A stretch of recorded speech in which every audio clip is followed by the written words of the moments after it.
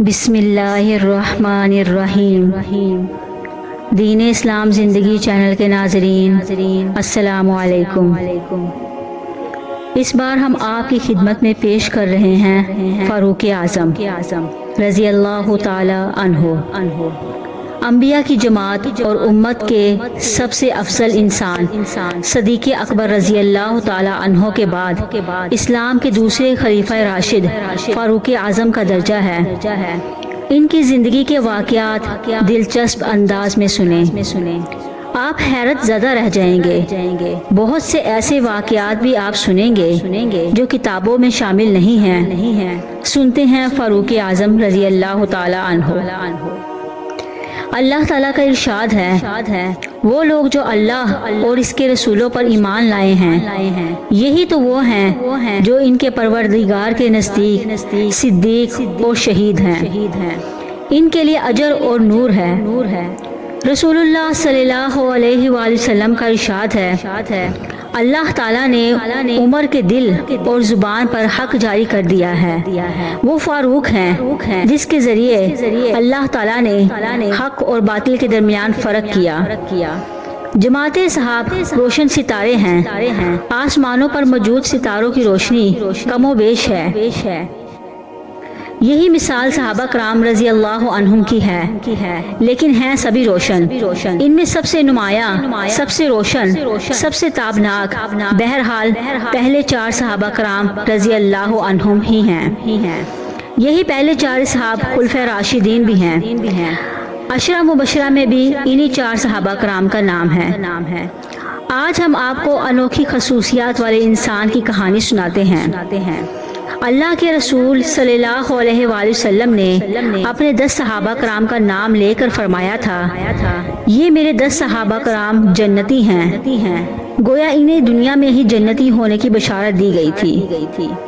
ان میں سے ایک سیدنا عمر فاروق رضی اللہ تعالی عنہ ہیں۔ انبیاء کی جماعت کے بعد اور مسلمانوں کے پہلے خلفۂ راشد یارغار ابو بکر صدیق رضی اللہ تعالی عنہ کے بعد اس دنیا میں سب سے زیادہ فضیلت والے دوسرے خلیفہ راشد سیدنا عمر فاروق رضی اللہ تعالی عنہ کو ہی حاصل ہے۔ نبی صلی اللہ علیہ وآلہ وسلم نے ان کے بارے میں اس طرح دعا فرمائی تھی، اے اللہ اسلام کو عمر کے ذریعے سے قوت اور عزت دے۔ ان کے زمانے میں اسلامی حکومت 22 لاکھ مربع میل رقبے تک پھیل گئی۔ بعض موقعوں پر ان کی تائید میں آیات قرآنی بھی نازل ہوئی۔ ان کا زمانہ بہترین اسلامی حکومت کا زمانہ تھا۔ اتنے بڑے حکمران ہوتے ہوئے شہر سے باہر دوپہر کے وقت گرم زمین پر سر کے نیچے کوئی پتھر وغیرہ رکھ کر کیلولا کرتے تھے۔ ان کے واقعات اس قدر حیرت انگیز ہیں کہ سننے والے دنگ رہ جاتے ہیں۔ بڑے بڑے طاقتور حکمران ان کے نام سے کانپتے تھے، جبکہ خود ان کا یہ حال ہوتا تھا کہ جسم پر کھردرا لباس ہوتا تھا۔ یقیناً آپ ان کی زندگی کے انوکھے اوراق پڑھنا پسند کریں گے، لیکن آج آپ پڑھنے کی بجائے سن کر دیکھیں، آپ کو ایک عجیب سا فرحت بخش احساس ہوگا۔ سیدنا عمر فاروق رضی اللہ عنہ ہجری سال شروع ہونے سے 40 سال پہلے 583 عیسوی یا 584 عیسوی میں مکے میں پیدا ہوئے۔ نبی کریم صلی اللہ علیہ وآلہ وسلم ان سے 13 سال پہلے دنیا میں تشریف لا چکے تھے۔ والدین نے نام عمر رکھا، کنیت ابو حفص تھی، لقب فاروق اعظم تھا، یعنی حق اور باطل میں فرق کرنے والا۔ یہ لقب انہیں نبی کریم صلی اللہ علیہ وآلہ وسلم نے عطا فرمایا۔ حضرت عمر کا سلسلہ نسب 8ویں پشت میں نبی کریم صلی اللہ علیہ وآلہ وسلم سے جا ملتا ہے۔ آپ نے دنیا میں آنکھ کھولی تو مکے میں قریش کی سرداری تھی۔ یہ قبیلہ اسماعیل علیہ السلام کی اولاد سے تھا۔ قریش کی آگے چل کر 10 کے قریب قبیلے بن گئے۔ ان میں نبی کریم صلی اللہ علیہ وآلہ وسلم بنو ہاشم سے تھے، ابو بکر بنو کیم سے اور عمر فاروق بنو عدی سے تھے۔ 10 کے 10 قبیلوں کے سپرد الگ الگ کام تھے۔ مثلا کوئی خانہ کعبہ کی دیکھ بھال کرتا تھا، کوئی حاجیوں کو پانی پلاتا تھا، کوئی جھگڑوں کے فیصلے کرتا تھا۔ بنو عدی کے ذمے 2 کام تھے۔ قریش کو کوئی ایلچی بھیجنا ہوتا تو یہ بھیجتے تھے، دوسرا کام یہ تھا کہ دو گروہوں میں کوئی جھگڑا ہو جاتا تو قریش کا سردار اس کا فیصلہ کرتا تھا۔ بنو عدی کے گھر صفا اور مروہ پہاڑیوں کے درمیان میں تھے۔ عمر یہی پیدا ہوئے اور پرورش پائے۔ ان کے والد خطاب بنو عدی کے سردار تھے۔ جس زمانے میں نبی کریم صلی اللہ علیہ وآلہ وسلم نے نبوت کا اعلان کیا، خطاب فوت ہو چکے تھے۔ سیدنا عمر کے بچپن کے حالات کسی کتاب میں نہیں ملتے۔ اتنا ذکر ملتا ہے کہ بڑے ہوئے تو باپ نے اونٹ چرانے پر لگا دیا تھا۔ اونٹ چراتے ہوئے کبھی تھک کر بیٹھ جاتے تو باپ مارا کرتا تھا۔ جوانی کی عمر کو پہنچے تو پڑھنا لکھنا سیکھ لیا تھا۔ نبی کریم صلی اللہ علیہ وآلہ وسلم نے جب اعلان نبوت کیا تو قریش میں کل 17 آدمی لکھنا پڑھنا جانتے تھے، جن میں فاروق اعظم رضی اللہ تعالی عنہ بھی تھے۔ اس کے علاوہ سپاہ گری، تیغ زنی اور گھڑ سواری میں کمال حاصل کیا۔ گھڑ سواری کا حال یہ تھا کہ اچھل کر گھوڑے پر بیٹھ جاتے تھے۔ کشتی کا فن بھی سیکھا۔ اونچے قد کے طاقتور آدمی تھے۔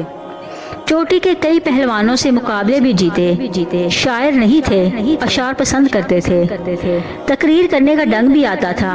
مزاج میں غصہ اور سختی تھی۔ جوان ہونے پر تجارت کا پیشہ اختیار کیا۔ نبی کریم صلی اللہ علیہ وآلہ وسلم نے نبوت کا اعلان کیا تو ان کی عمر 27 سال تھی۔ اس وقت قریش میں بہت اونچی حیثیت کے مالک تھے۔ قریش کے معزز لوگوں میں شمار ہوتا تھا۔ ان کے بھائی زید بن خطاب، بہن فاطمہ بنت خطاب اور بہنوئی سعید بن زید نے جلد ہی اسلام قبول کر لیا۔ لیکن عمر اپنے باپ دادا کے دین پر سختی سے قائم رہے، ڈٹ کر اسلام کی مخالفت کی۔ مسلمان ہو جانے والوں کو مارتے پیٹتے تھے۔ مارتے پیٹتے 6 سال گزر گئے، لیکن عمر کسی ایک انسان کو بھی اسلام سے نہ پھیر سکے۔ اس دوران کچھ ایسے واقعات پیش آئے جس کی وجہ سے وہ سخت الجھن میں پڑ گئے۔ کبھی اسلام کی طرف مائل ہوتے، کبھی مسلمانوں سے نفرت محسوس کرتے، جس کی وجہ یہ تھی نبی کریم صلی اللہ علیہ وآلہ وسلم کے متعلق قریش کے کافروں نے یہ مشہور کر رکھا تھا کہ وہ جادوگر ہیں۔ اس زمانے میں انہوں نے ایک روز نبی کریم صلی اللہ علیہ وآلہ وسلم کو حرم شریف کے اندر نماز پڑھتے ہوئے دیکھا تو وہ آپ کے پیچھے کھڑے ہو گئے۔ اس وقت آپ صلی اللہ علیہ وآلہ وسلم قرآن مجید کی سورہ حاقہ کی بلند آواز سے تلاوت کر رہے تھے۔ اللہ کے کلام نے ان پر بہت اثر کیا۔ انہیں یقین ہو گیا کہ آپ نہ تو جادوگر ہیں اور نہ ہی کوئی شاعر۔ دل میں اسلام کے لیے نرم گوشہ پیدا ہو گیا، لیکن باپ دادا کا مذہب چھوڑنے پر اب بھی تیار نہ ہوئے۔ قاسم بن عثمان کی روایت میں آیا ہے کہ ایک دن طبیعت نے جوش مارا، ارادہ کیا کہ جس ہستی کی وجہ سے وہ الجھن میں ہیں کیوں نہ ان کو ختم کر دیا جائے۔ چنانچہ ننگی تلوار ہاتھ میں لے کر نکلے۔ راستے میں ایک مسلمان نعیم بن عبداللہ مل گئے۔ انہوں نے پوچھا خیر تو ہے، ننگی تلوار لیے کہاں جا رہے ہو؟ بولے محمد کو قتل کرنے جا رہا ہوں۔ نعیم نے کہا پہلے اپنے گھر کی خبر تو لو، آپ کی بہن اور بہنوئی مسلمان ہو چکے ہیں۔ سیدنا عمر الٹے پاؤں اپنے بہنوئی کے گھر پہنچے۔ اس وقت ان کے بہنوئی سعید بن زید اور فاطمہ بنت خطاب کے گھر میں رسول اللہ صلی اللہ علیہ وآلہ وسلم کے ایک صحابی خباب بن عمر بھی موجود تھے۔ خباب بن عمر انہیں قرآن سکھا رہے تھے۔ عمر نے انہیں دروازے پر دستک دی تو خباب گھر کے کسی حصے میں چھپ گئے۔ فاطمہ نے قرآن کے اوراق چھپا دیے، لیکن عمر تلاوت کی آواز سن چکے تھے۔ اندر پہنچ کر پوچھا کیا پڑھ رہے تھے؟ مجھے معلوم ہوا ہے کہ تم مسلمان ہو چکے ہو، اپنے باپ دادا کے مذہب سے پھر گئے ہو۔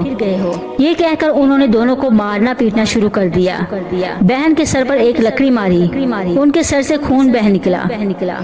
اس وقت دونوں میاں بیوی کے منہ سے نکلا ہاں اے عمر، ہم مسلمان ہو چکے ہیں، اللہ کے رسول پر ایمان لے آئے ہیں، تم سے جو ہو سکے کر لو، اسلام تو اب ہمارے دلوں سے نہیں نکل سکتا۔ عمر نے بہن کا خون دیکھا اور یہ الفاظ سنے تو غصہ ٹھنڈا ہو گیا۔ بولے اچھا تو جو تم پڑھ رہے تھے وہ مجھے دکھاؤ۔ بہن نے اوراق انہیں دے دیے، اس پر سورہ طٰہٰ لکھی تھی۔ انہوں نے اس کو پڑھا تو بے اختیار پکار اٹھے واہ کیا عمدہ اور اعلیٰ درجے کا کلام ہے۔ یہ سن کر خباب باہر نکل آئے بولے اے عمر مجھے امید ہے کہ اللہ تعالیٰ نے اپنے نبی کی دعا کو پوری کرنے کے لیے آپ کو چن لیا ہے۔ میں نے کل ہی نبی کریم صلی اللہ علیہ وآلہ وسلم کو یہ دعا کرتے ہوئے سنا ہے، الہی ابو جہل یا عمر بن خطاب کے ذریعے اسلام کو قوت عطا فرما۔ بس اے عمر اللہ کی طرف آؤ۔ یہ سن کر عمر فاروق نے کہا مجھے محمد کے پاس لے چلو۔ نبی اکرم صلی اللہ علیہ وآلہ وسلم اس وقت دار ارقم میں تھے۔ عمر رضی اللہ عنہ خباب بن عرب کے ساتھ کمر سے تلوار لٹکائے وہاں پہنچے۔ دروازے پر دستک دی۔ ایک صحابی نے اندر سے جری میں سے جھانک کر آپ صلی اللہ علیہ وآلہ وسلم کو بتایا کہ باہر عمر تلوار کمر سے لٹکائے کھڑے ہیں، نہ جانے کس ارادے سے آیا ہے۔ آپ صلی اللہ علیہ وآلہ وسلم کے چچا سیدنا حمزہ بھی وہاں موجود تھے۔ یہ بہت بہادر تھے، فوراً بولے انہیں اندر آنے دو، نیک ارادے سے آئے ہیں تو ٹھیک، ورنہ انہی کی تلوار سے ان کا سر اڑا دوں گا۔ رسول اللہ صلی اللہ علیہ وآلہ وسلم نے بھی فرمایا انہیں آنے دو۔ چنانچہ دروازہ کھول دیا گیا۔ عمر اندر داخل ہوئے۔ آپ صلی اللہ علیہ وآلہ وسلم اٹھ کر ان کی طرف بڑھے، ان کی چادر کو مٹھی میں دبا کر زور سے کھینچتے ہوئے فرمایا خطاب کے بیٹے تم کس ارادے سے آئے ہو؟ سیدنا عمر رضی اللہ عنہ نے عرض کیا اے اللہ کے رسول، میں اللہ اور اس کے رسول پر ایمان لانے کے لیے حاضر ہوا ہوں۔ اس پر آپ صلی اللہ علیہ وآلہ وسلم نے زور سے اللہ اکبر فرمایا۔ باقی مسلمانوں نے بھی اللہ اکبر کا نعرہ لگایا۔